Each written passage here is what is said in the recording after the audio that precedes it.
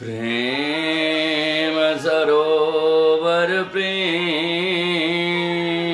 की भरी रहे दिन रेन, जहाँ जहाँ प्यारी पग धरे मेरो कृष्ण धरे दो नैन। बोलो वृंदावन बिहारी लाल की जय, कृष्ण कन्हैया लाल की जय, बोलिए गिरिराज धरन की जय। आहा, आनंद कंद मेरे जीवन आधार श्रीधाम नंदगाम में नित्य प्रति विराजमान दोनों भैया कृष्ण और श्री बलराम के श्री चरणारविंद, किशोरी राधा रानी के श्री चरणों में अपनी अंतरात्मा के भाव को समर्पित करते हुए श्री गोवर्धन नाथ श्री गिरिराज जी के श्री चरणों में बारंबार दंडवत ढोक और प्रणाम। आप सभी वैष्णव वृंदों को हमारी तरफ से सादर जय श्री कृष्ण। बड़े ही आनंद का विषय है, जीवन सार्थक कब हो और कैसे हो। जीवन की सार्थकता का भाव लेकर हमने अपने जीवन की ये दिव्य यात्रा प्रारंभ की है और इस यात्रा का उद्देश्य है श्री ठाकुर जी को प्राप्त करना। और श्री ठाकुर जी को प्राप्त करना उद्देश्य तो है, लेकिन कुछ माध्यम हमें अपने जीवन में चाहिए। बिना माध्यम के कभी कोई काम होता नहीं, और उस माध्यम को पाने के लिए जो कर्म जीव को करना चाहिए वो कर्म क्या है और वो माध्यम क्या है। जीव को परमात्मा तक मिलाने का जो माध्यम का रूप है वो माध्यम का रूप ही संत मिलन, संत समागम हरि कथा, तुलसी दुर्लभ दो। संत का आज का विषय यही है प्रेमियों कि संत और भगवान का आपस में संबंध क्या है। क्या भगवान सीधे सीधे हमें मिल सकते हैं? नहीं। और अगर नहीं तो माध्यम संत हैं, और अगर संत माध्यम हैं तो ऐसे दिव्य पुण्य आत्मा तेजस्वी संतों की प्राप्ति हमें कैसे हो। यह आज का विषय है कि भगवान का और संत का आपस में क्या संबंध है। आहा, और यह समझने का विषय भी है। बड़ा आनंद का आज का जो तथ्य है वो बड़ा आनंददायक है, और इस तथ्य को समझने से हम भगवान और संत की परिभाषा को समझ जाएंगे। संत हमारे जीवन में क्यों जरूरी हैं ये हम समझ जाएंगे, और भगवान को कैसे प्राप्त किया जाए ये भी आज हमें दिव्य ज्ञान की प्राप्ति होगी। बड़ा ही अद्भुत और अलौकिक भाव है। एक समय महाराज दशरथ अपनी सभा में बैठे हैं, साथ में गुरुदेव वशिष्ठ और अनेकों मंत्री भी बैठे हैं, राजदूत इत्यादि सब बैठ करके बहुभांति चर्चा करते हैं। सबके मन में भाव है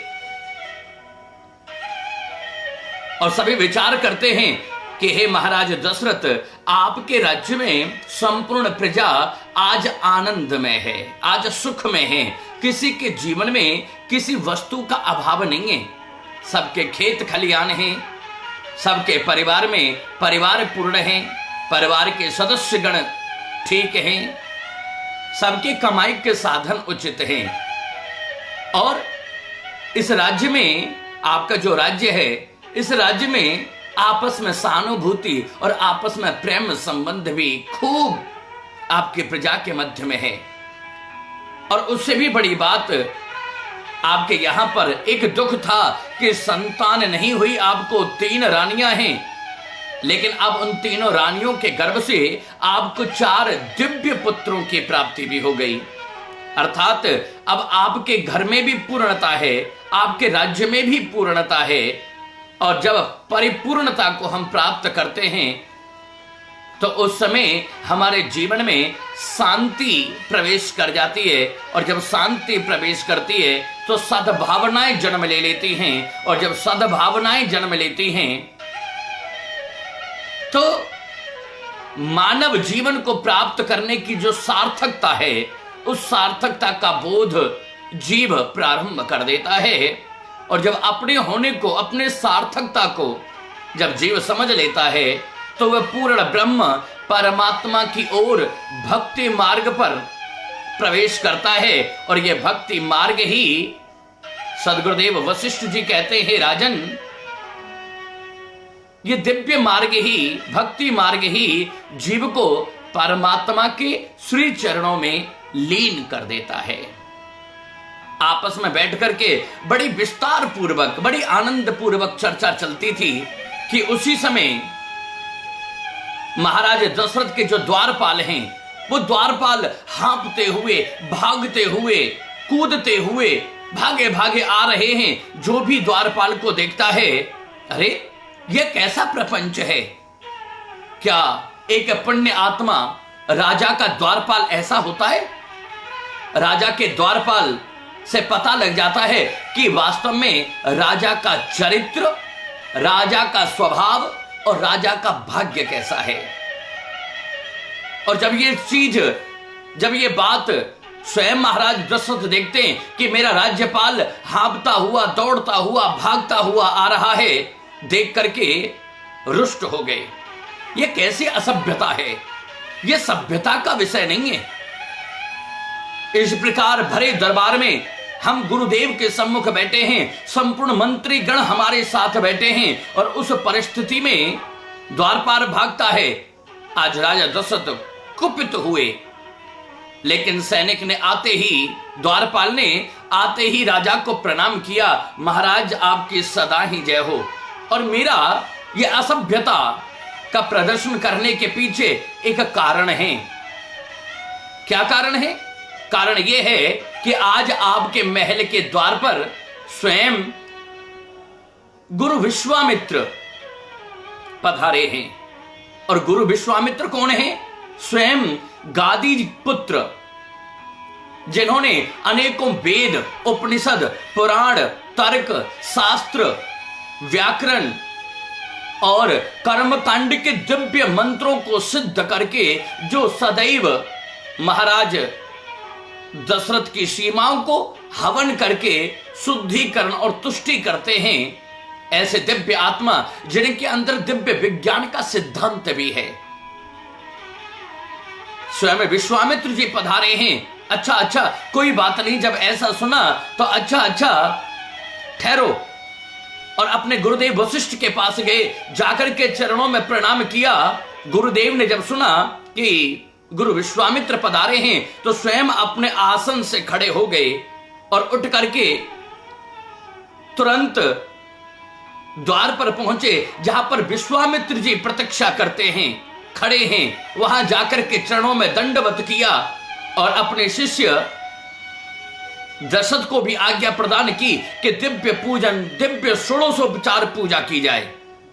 दिव्य पूजन किया। स्वयं वशिष्ठ जी ने स्वस्ति वाचन आदि का गान किया है कि स्वस्ति न इंद्रो वृदस्रवाः, स्वस्ति न पूखा विश्ववेदा, स्वस्ति नस्तारिक्षो अरिष्टनेमि, स्वस्ति नो बृहस्पतिर्दधातु। दिव्य उनका पूजन किया। राजा दशरथ ने चरणों को धोया, तिलक लगाया, दिव्य फूलों की माला आरोहण की है, दिव्य आसन प्रदान किया है। शिष्य, जब घर में कोई गुरु आ जाए, कोई विद्वान आ जाए, तो उस समय पर शिष्य की परीक्षा होती है कि वास्तव में उसके गुरु का आचरण उसके शिष्य के जीवन में कैसा है। और प्रत्येक गृहस्थ को चाहिए कि जब घर में गुरु आए तो उनका किस प्रकार स्वागत किया जाए, कोई संत आए तो उनका स्वागत कैसे किया जाए, कोई विद्वान अगर घर में आए तो उनका आदर सम्मान कैसे किया जाए। जैसे भी शिष्य उनकी प्रतिष्ठा करते, उनका सम्मान करते हैं, उससे उनके गुरु के आचरण के बारे में भी ज्ञान प्राप्त हो जाता है। और क्योंकि आज स्वयं वेद मंत्र सिद्ध करता, दिव्य वायुमंडल को शुद्धिकरण करता, और जिन्होंने अपने तप के कारण वेद माता गायत्री को प्रकट किया, ऐसे दिव्य गुरु जब पधारे हैं तो उनका बड़ा दिव्य स्वागत किया है। लेकिन आज विश्वामित्र जी के मुख को देख करके ऐसा लगता है कि जैसे आज विश्वामित्र जी के मन में कुछ कष्ट है। विश्वामित्र जी आसन पर बैठे हैं और आसन पर बैठ करके महाराज दशरथ की ओर ताकते हैं, गुरु वशिष्ठ की ओर ताकते हैं और दिव्य उनकी राज्यसभा की ओर ताकते हैं और आज विचार करते हैं। ब्रह्म ज्ञानी हैं, आज विचार करते हैं कि हम वन में जब तप करते हैं, तपस्या करते हैं, तो उस समय पर राक्षस हमारे यज्ञ में विघ्न डालते हैं। संत और भगवान की डील समझिएगा, इनके आपस का जो संबंध है उस संबंध को समझने की चेष्टा करना। आज विश्वामित्र विचार करते हैं कि राक्षस हमें यज्ञ, हवन, पाठ, पूजा, अनुष्ठान इत्यादि नहीं करने देते, और आज मैं महाराज दशरथ के द्वार पर आया हूं और अपने बारे में विचार करने लगे कि एक दिन मैं भी क्षत्रिय था, मैं भी राजा था, मेरे भी बहुत बड़ा दरबार और द्वारपाल मेरे भी महल के बाहर रहते थे, लेकिन मैंने क्षत्रिय होकर अपने दिव्य कर्मों के माध्यम से ब्राह्मण तत्व को प्राप्त किया। विश्वामित्र जी जन्म से क्षत्रिय हैं, लेकिन कर्म के माध्यम से ब्रह्म बन गए, ब्रह्म को जान लिया तो ब्रह्म बन गए, ब्राह्मण बन गए, वेद पाठी बन गए। और आज विचार करते हैं कि मैं भगवान को पाने के लिए ब्राह्मण बना, वन में गया, तपस्या की, भजन किया, और आज भगवान का दर्शन करने के लिए, भगवान का साक्षात करने के लिए एक क्षत्रिय के द्वार पर आया हूं। आज ये विचार करते थे कि उसी समय उनके मन में ये भाव आया कि मुझे भगवान के दर्शन करने हैं। गुरुदेव वशिष्ठ विश्वामित्र जी के आने से प्रसन्न हो गए और स्वागत के लिए दिव्य उनके चरणों में हाथ जोड़ करके करबद्ध होकर के प्रार्थना करते हैं कि हे गुरुदेव, हे विश्वामित्र जी, आपका कैसे आना हुआ। ध्यान देना, सतगुरु, हमारे गुरु या संत जब हमारे घर पर आए तो उनका दिव्य स्वागत कैसे किया जाए। स्वागतम वो महाभाग, भगवान गोपियों का स्वागत करते हैं। स्वागतम वो महाभागा प्रियम किम करवाणी वा। आपने महाराज की लीला सुनी है। भगवान स्वयं जो भक्ति से ओतप्रोत गोपियां हैं, भगवान स्वयं उनका स्वागत करते हैं। और आज गुरुदेव वशिष्ठ विश्वामित्र जी का स्वागत करते हैं। भगवान कहते हैं कि हे वैष्णवो, भगवान अर्जुन से कहते हैं कि पार्थ, मैं उन लोगों के आचरण से बड़ा प्रसन्न होता हूं जब घर में प्रवेश करने पर कोई भी गुरु या कोई अन्य गुरु या अपने सदगुरु या कोई दिव्य विद्वान जब घर में प्रवेश करे तो उनका भव्य स्वागत किया जाए, उनको बैठने के लिए दिव्य आसन, उनके चरण पखारे जाएं, उनको दिव्य पुष्पों कि उनके ऊपर वर्षा हो, उनको दिव्य अन्न और जल शुद्धिकरण करके उनको आरोग्य के लिए प्रदान किया जाए। इससे भगवान बहुत प्रसन्न होते हैं।